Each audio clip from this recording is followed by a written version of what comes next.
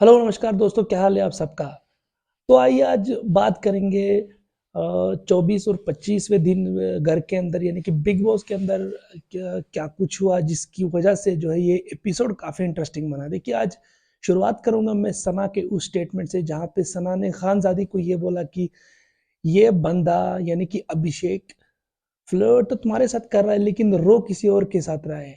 देखिए यहाँ पे मैं सना के माइंड की दाद दूंगा क्योंकि यार किस तरीके से वो सारी चीजों को पहचान रही है और किस तरीके से वो अभिषेक की सारी घटिया और बहुत ही इरिटेटिंग हरकतों को समझ रही है और खानजादी जो है वो सब कुछ देख के भी जो है वो अनदेखा करने की कोशिश कर रही है। देखिए खानजादी भी ये अंदर से जानती है कि कहीं ना कहीं अभिषेक उनके साथ टाइम पास कर रहा है और ये दोनों की गेम के लिए जो है वो सही भी है।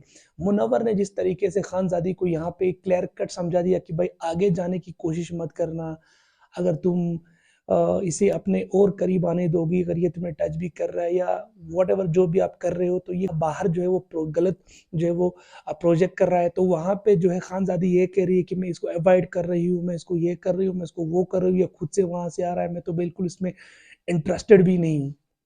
जितनी घटिया गेम यहाँ पे अभिषेक और खानजादी खेल रहे हैं ना, मैं कह रहा हूँ उनके अलावा अगर कोई और घटिया गेम खेल रहा है तो वो है ऐश्वर्या। तो पहले बात करेंगे अभिषेक के बारे में।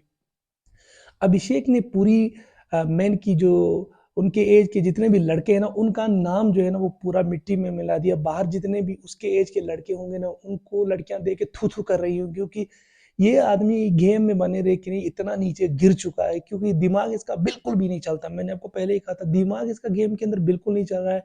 गुंडागर्दी के अलावा और अपनी घिसी पिटी कहानी और वो जो ईशा के साथ चलाना चाहता है उसके अलावा उसके पास दिखाने को कुछ है ही नहीं, इसीलिए कभी इधर से उधर फ्लक्चुएट कर रहा है, कभी उधर से इधर फ्लक्चुएट कर रहा है। देखिए ये बंदा जो है पहले तो जब ईशा घर में थी, जब समर्थ जो है घर पे नहीं आया था, यानी कि समर जब घर पे नहीं आया था तो उसके साथ बड़ी बड़ी बातें कर रहा था कि तू अगर मेरे साथ नहीं रहेगी, तू मेरे साथ अगर टाइम नहीं देगी तो मेरे को उससे काफी ज्यादा फर्क पड़ता है, मुझे बाकियों का नहीं फर्क पड़ रहा है।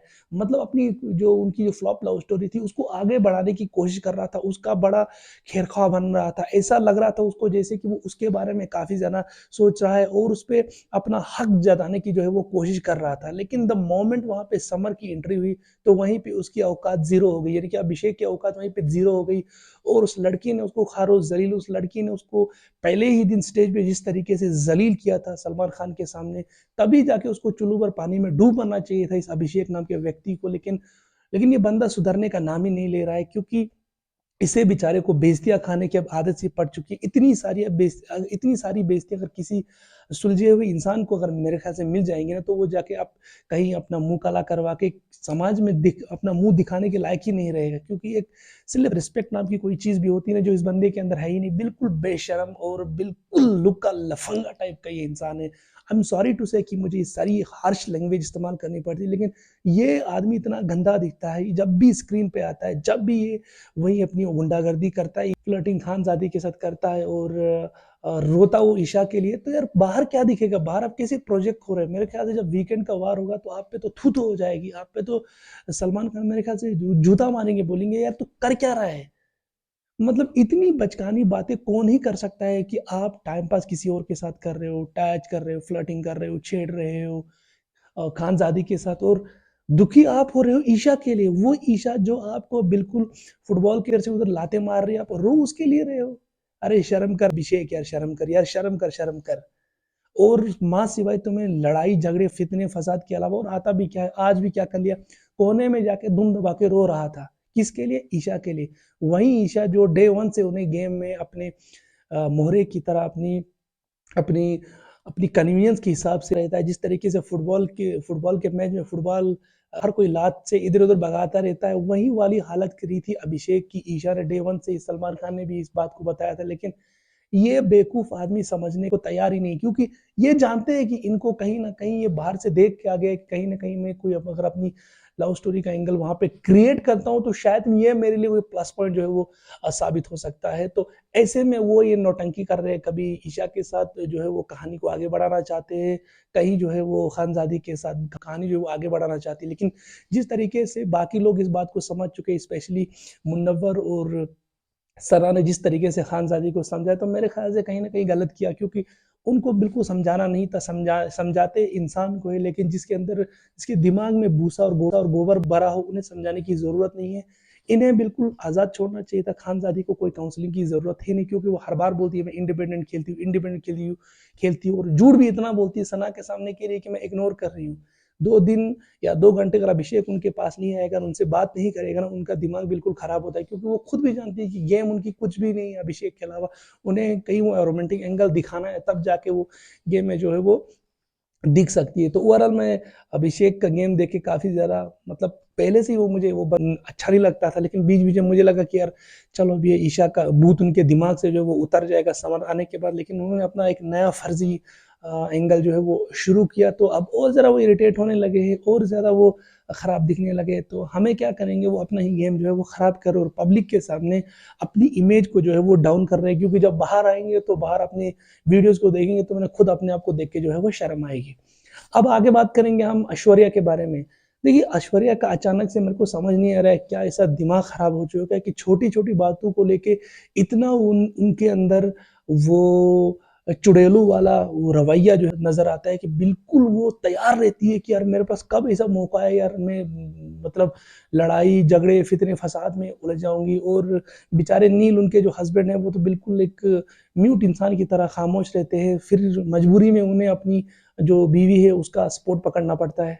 देखिए, नील अगर उनके मिजाज की बात की जाए, अगर उनके किरदार की बात की जाए, तो दिखते तो वो बहुत अच्छे इंसान हैं, बहुत मैच्योर इंसान दिखते हैं, लेकिन उन्हें सब कुछ मजबूरी में जो है वो करना पड़ता है, क्योंकि उनकी जो बीवी है वो लगातार उन्हें डाउनग्रेड करने की कोशिश करती है, लगातार उन्हें ज़लील करती है कि तुम जो है वो अपनी बात रखते नहीं हो, तुम अपनी जो थॉट्स है उनको सबके सामने रखते नहीं हो। देखिए, रखने के अलग-अलग तरीके होते हैं। ऐश्वर्या का रखने का तरीका वही है जो अभिषेक का होता है, गुंडागर्दी से, चिल्लम-चिल्ली करके, बिल्कुल अपना टोन ऊपर करके। उन्हें ये लगता है कि शायद वो ऐसे अगर बात करेंगे सामने वाला डर जाएगा। देखिए, ये कोई बाहर कोई रेसलिंग का खेल नहीं है जहाँ पे आपको एक-दूसरे को पटकना है। वहाँ पे अगर आप किसी को टच भी करोगे तो आपको लात मार के जो है बाहर निकाला जाएगा। तो ऐश्वर्या जो है वो अपने हस्बैंड को अपने तरीके से जो है, जिस तरह वो चिल्लम चोट करके जो है बिल्कुल गालियाँ गलौज करके और अपना टोन ऊपर करके जिस तरीके से खेलती है, उन्हें लगता है कि उनके हस्बैंड भी वैसा खेलने चाहिए, लेकिन वो पॉसिबल नहीं है, क्योंकि उनके हस्बैंड जो है, मैंने जैसे पहले कहा कि उनका जो मिजाज है वो काफ़ी ठंडा मिजाज है, वो ठंडे लहजे वाले इंसान है, तो उनसे वो सब चीज़ें एक्सपेक्ट करना बहुत ही गलत है। और अचानक से उनके अंदर पता नहीं ऐसा क्या जिन घुस गया है कि बिल्कुल इतनी हाइपर हो जाती है हर छोटी-छोटी चीज़ों को लेके, मतलब उन्हें अगर कोई काम भी दिया जा रहा है, कोई टास्क भी दिया जा रहा है, उसमें भी वो पागल हो जाती है।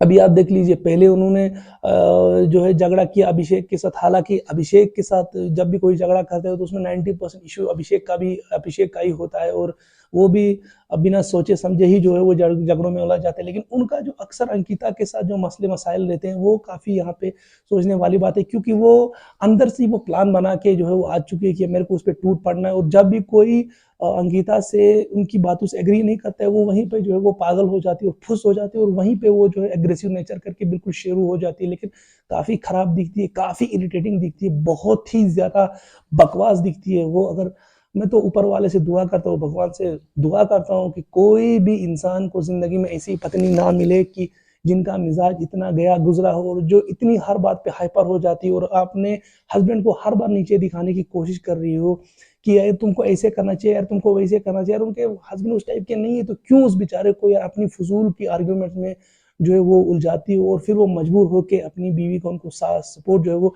पकड़ना पड़ता है।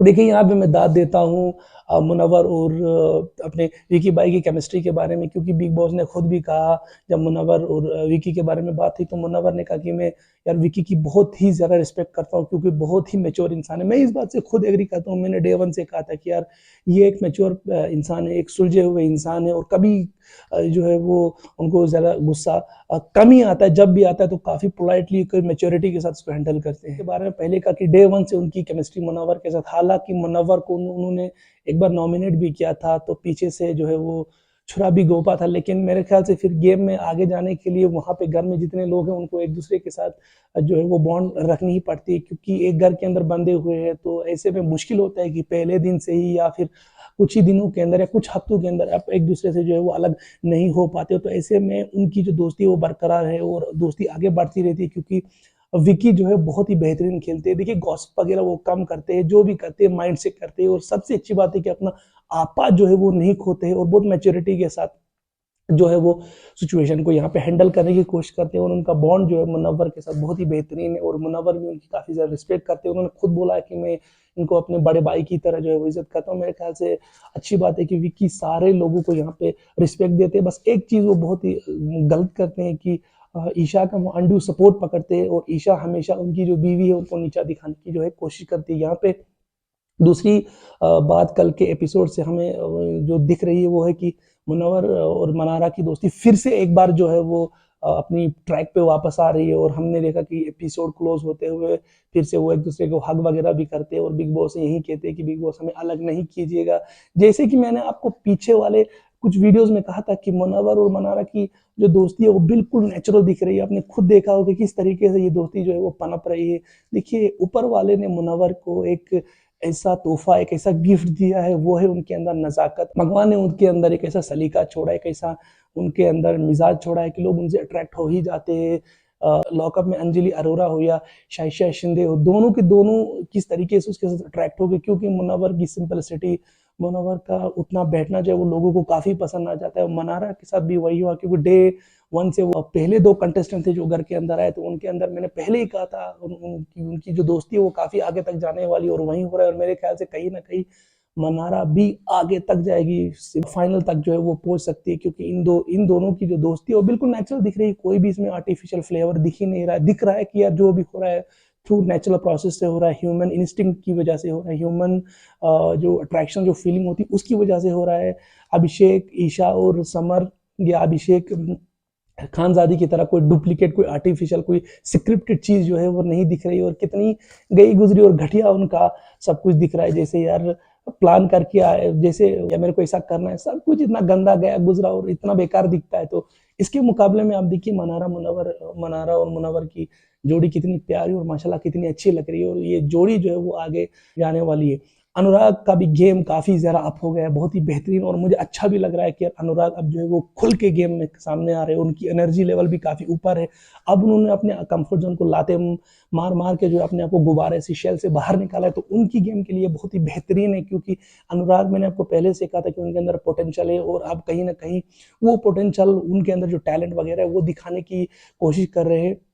अरुण जो है, अरुण बिग गेम में दिखने की कोशिश कर रहे हैं, और उनके दिखने का सिर्फ एक ही तरीका है कि वो अनड्यू डिस्प्यूट्स में जो है वो उलझ जाते हैं। उन्हें हर किसी के साथ जो है वो लड़ना झगड़ना है, क्योंकि बात को वो समझते कम है और एग्रेसिव जो है वो ज़्यादा है। लेकिन कहने बोलने का मकसद है कि हाल फिलहाल में वो भी ठीक ठाक ही जो है स्क्रीन पे नजर आ रहे हैं। उनका गेम भी थोड़ा सा अप हुआ है, लेकिन अनुराग का यहाँ पे बहुत ही बेहतरीन तरीके से गेम अप हुआ है, अच्छा हुआ है, और अनुराग काफ़ी अच्छे तरीके से गेम में आगे बढ़ रहे हैं। तो अनुराग के लिए कहीं ना कहीं मैं खुश भी हूँ, क्योंकि यार उस बंदे के अंदर काफ़ी ज़्यादा पोटेंशियल है और एक अच्छे सोशल मीडिया इन्फ्लुएंसर है। तो कहीं ना कहीं, जैसे मैंने पहले वीडियो में कहा था कि अनुराग और मुनव्वर का जो सिलसिला है, जो कंपटीशन है, वो गेम में आगे तक रह सकता है, क्योंकि अनुराग की बार काफ़ी अच्छी फैन फॉलोइंग है। तो ऐसे में जब उनका गेम भी ऊपर जा रहा है, तो ये बिग बॉस हाउस के लिए, टीआरपी के लिए और पब्लिक ऑडियंस के लिए देखने में मजा आता है। क्योंकि यार एक ही प्लेयर सिर्फ अच्छा खेलेगा तो ऐसे में मजा नहीं आता है। तहलका जो है वो सिर्फ अरुण के सामने बड़ी बड़ी डींगे मारता है कि यार उसको उड़ाना है, इसको उड़ाना है, और वो